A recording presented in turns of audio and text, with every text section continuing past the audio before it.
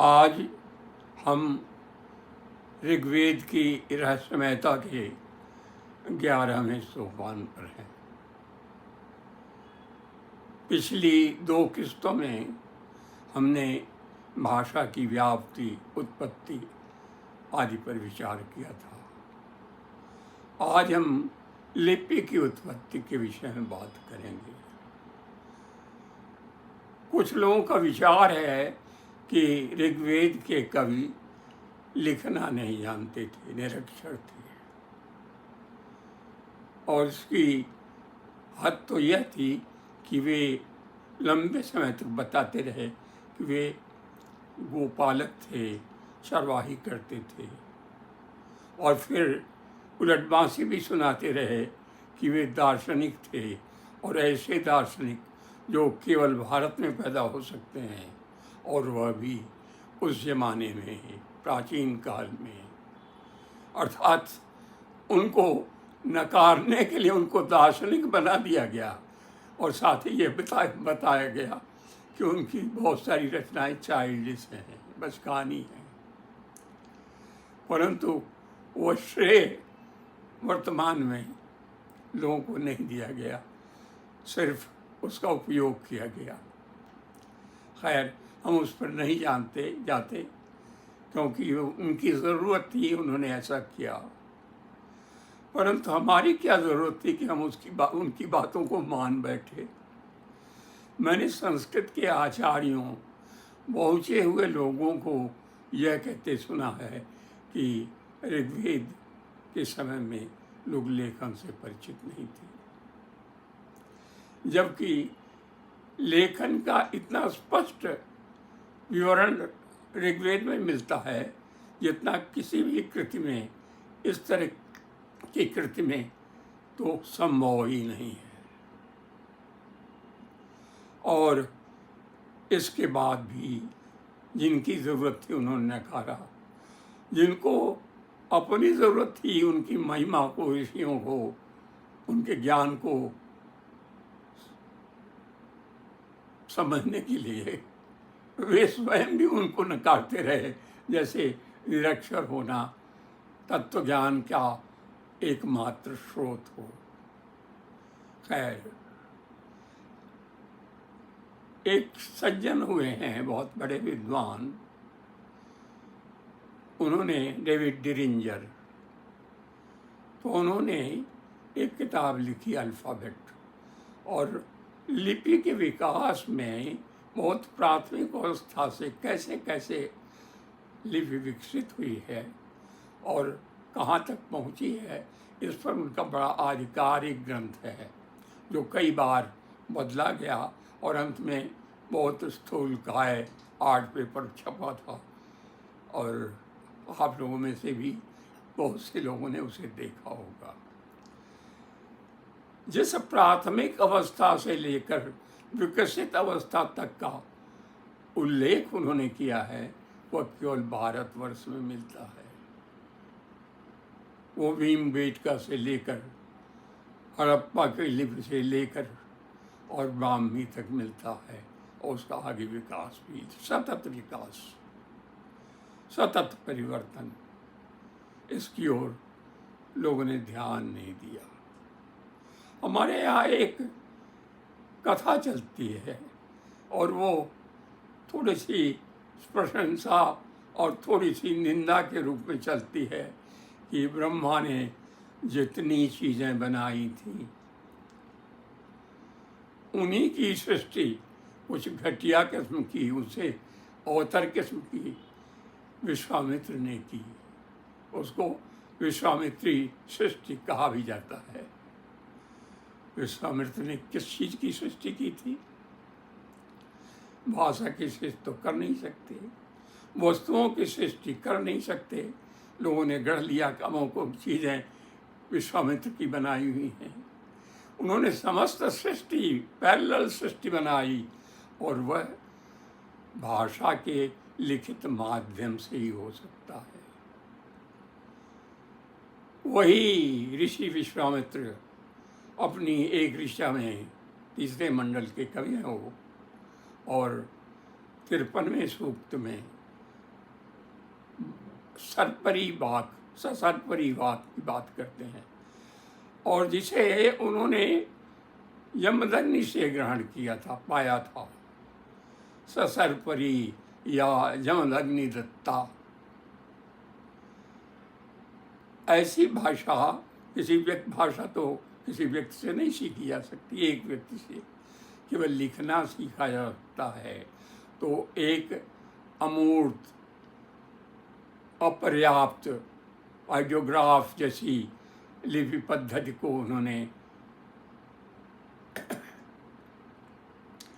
यमदग्नि से सीखा था और फिर उसका विकास किया, जो कि ससरपरी यानी जिसको कहते हैं कर्सिव राइटिंग, घसीट लिखावट, तो उसकी बात करते हैं और कहते हैं कि इसके साथ भाषा देवों की महिमा अनंत हो गई, जहाँ कोई नहीं पहुँच सकता अब वो पहुँच सकती है, अमर्त्य हो गई, अमर हो गई, और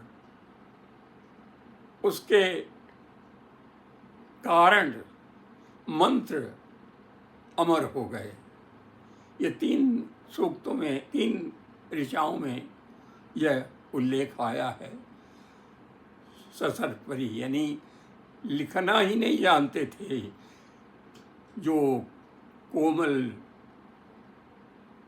जो पेरिशेबल उपादान हैं उन पर लिखना जानते थे। कर्सिव उपपत्र भी हो सकते थे, ताड़पत्र भी हो सकता था और भोजपत्र भी हो सकता था, और कोई ज़मीन भी हो सकती थी बालू बिछा करके, परंतु वे कर्सिव राइटिंग यानी घसीट लेखन की जानकारी रखते थे। और उसके साथ ही एक जो खुदाई करके नुकीले यंत्र से जो लिखा जाता था, जैसे ताड़पत्र पर या जैसे हड़प्पा की मोहरों पर खरोंच करके, गढ़ करके, जिसके लिए अरा का प्रयोग किया गया है। अरा का मतलब होता है, जैसा साइड ने बताया है, तीक्ष्ण लौहाग्र दंड यानी स्टाइलस, यानी नुकीला पदार्थ जिसका अगला हिस्सा धातु का बना हुआ है, और उससे खरोंच करके जो पत्थर इत्यादि हैं उन पर लिखा जाता था। और इसी लिपि से, इसी लेखन यंत्र से वो कहते हैं दूसरी जगह कि पणियों का हृदय कोमल, उनके कठोर हृदय पर हमारा निवेदन लिख करके उसको कोमल बना दो। आरिख किकिरा कृणु पणीनाम हृदया कवे अथ ईम अस्मभ्यम रंधय। इसी तरह का की आशंका नहीं होनी चाहिए। इसी अरा से बाद में आला बना, नुकीला अरा बना, जो संभवतः पहिए के जो अरे हैं उनसे निकला हुआ नुकीला जो दंड है, जो किसी चीज में घुसता है, और उसी से आज का आला भी बना है।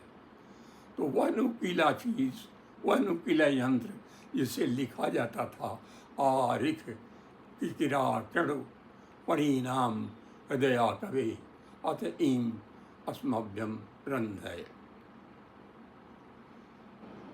इस लिपि के बारे में यदि किसी को संदेह है तो वह या तो इतना अपने दिमाग से इतना गावदी है कि उसका प्रयोग करना तक नहीं जानता। विश्व में लेखन कला का प्रसार, आविष्कार और प्रसार भारत से हुआ था। ये भारत के पंडित थे जो फिनीशियन बन करके और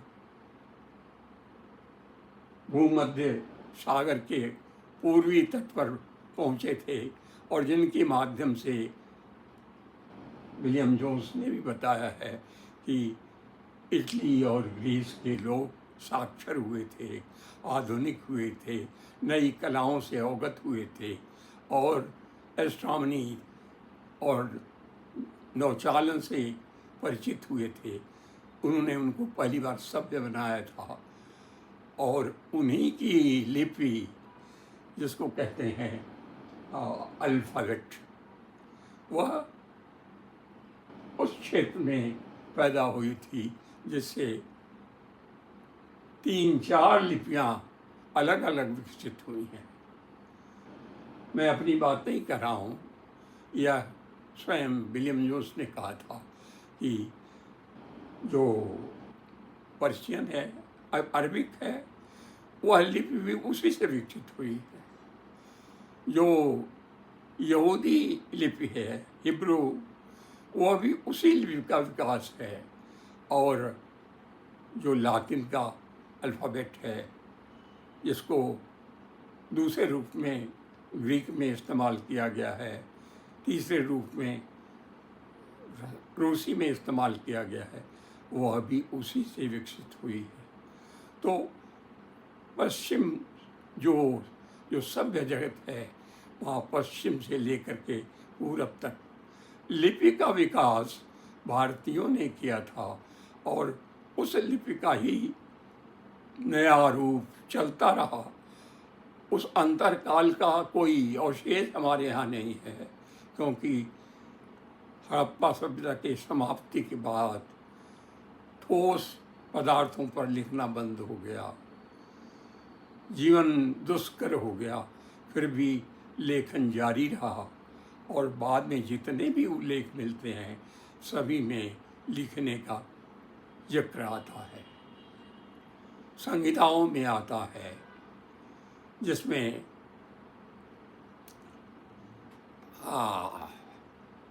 ऐसी इष्टिकाओं का उल्लेख है जिन पर मंत्र लिखे गए हैं।